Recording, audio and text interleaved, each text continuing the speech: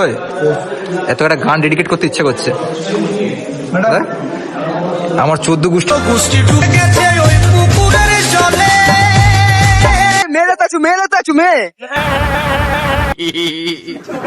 এখন ঘড়ির কাটায় 2:40 ঘর থেকে বেরিয়ে পড়েছি, যাব তমলুক থেকে। আসছে সুনির্মল, প্রসেনজিৎ, পূর্ণেন্দু, আরো কিছু জন আসছে, সন্দীপ। তো যাই হোক, সবাইকার সাথে দেখা হবে, মজা হবে, আড্ডা হবে। এবং একটা স্পেশাল জিনিস আসছে, আমাদের দলে একটা স্পেশাল মেম্বার অ্যাড হতে চলেছে, সেটার জন্যই আজকে ভিডিও। ঘর কারা দুই শালি নিজে নিজের মালিক। আরে ভাই পিছনে এটা কে? আজকে সুনির্মল সানগ্লাস পড়ছে যে দিয়ে। আরে মেয়ে দেখতে যাচ্ছ নাকি? মেয়ে দেখতে? আরে মেয়ে দেখতে যাচ্ছ? মেয়ে দেখতে যাচ্ছ? মেয়ে তোমাদের হেলমেট পরা তো দরকার ছিল। আর এদিকে হেলমেট পরে আছে প্রসেনজিৎ।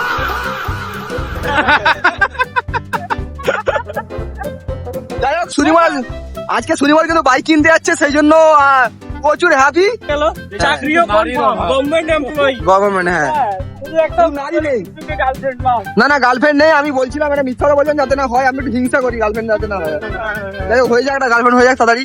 দেখতে কিন্তু হ্যান্ডসাম ছেলে একবারে। আমরা এখন এসেছি কিন্তু দেখতে পাচ্ছ এখানে কিন্তু রয়্যাল এনফিল্ড শোরুম রয়েছে। আর এখানে একটু কাজটা সারার আগে আমরা খেলেছি, প্রথমে গলাটা ভিজে নিচ্ছি। মানে যেরকম আমরা এলে খাওয়া দাওয়া, প্রথমে ওয়েলকাম ড্রিঙ্কস চলে এসছে আমাদের, এরপর কিন্তু বাইকে আনতে যাবো, আগে নিচ্ছি। আর এদিকে সুনির্মল ভাই কিন্তু আমাদেরকে খাওয়াচ্ছে। আর ও বাইক কিনবে বলে এইসব খাচ্ছে না, পয়সা বাঁচাচ্ছে।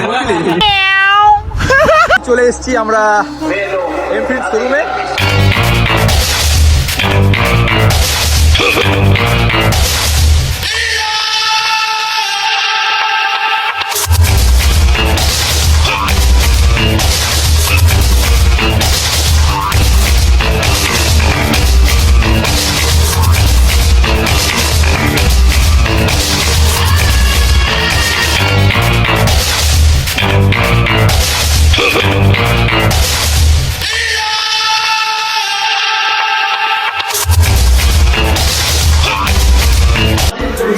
প্রথমবার দেখছি আমি